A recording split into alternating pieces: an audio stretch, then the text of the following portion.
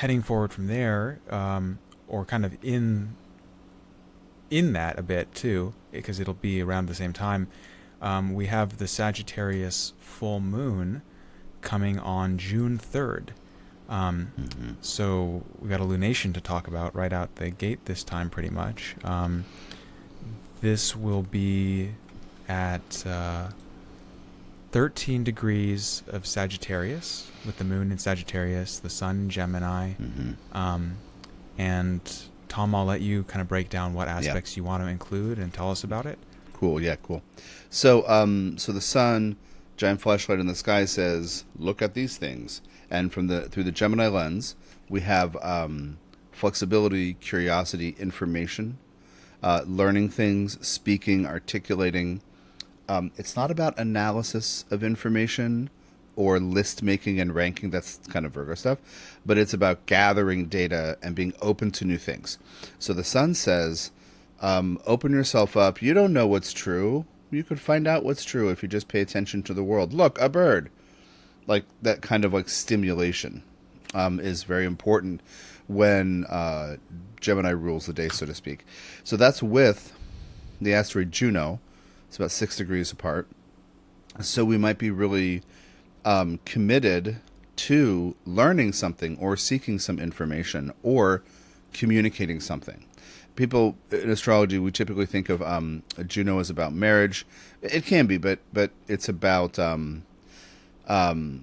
my world, it's about things and people and situations we may be inclined to be committed to. So there's a sense of committed to the open-mindedness. And so the full moon comes along and says, yeah, but wait a minute, in Sagittarius, there's something in here that's bigger that's going on here. And that can be a sense of, yeah, you just told me the names for elephant in 6 languages, but looking for meaning. The Sagittarius moon says a bunch of data are great. Having a relationship with being open-minded is fabulous, but also, is there meaning here? Now it's the full moon, so there's this kind of blossoming of the need to focus on meaningfulness, not only data. So it might seem for many people like they're surrounded by noise, because what they need in the moment is to figure out what it all means, or to filter through things and say, yeah, I feel like there's something in here, and identify what that is, and then seek it and let kind of the data fall upon you, but you don't pay attention to all of them, like all the pieces of information. But it can. Some of us might be a little stressed because we sense, we have a hunch, right? Sagittarius ruled by Jupiter, that kind of intuitive thing. Wait a minute.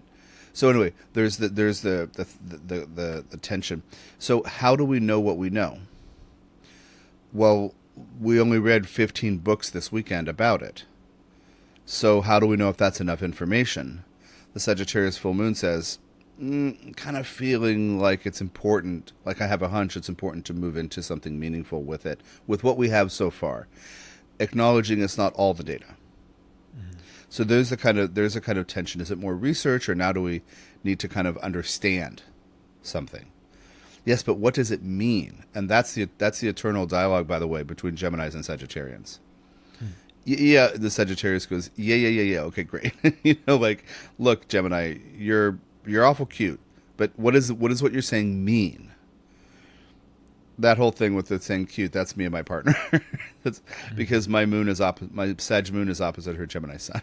So that sense of like, okay, great, you learned 19 things. Can you tell me what you make of it? Is a good way to think of it.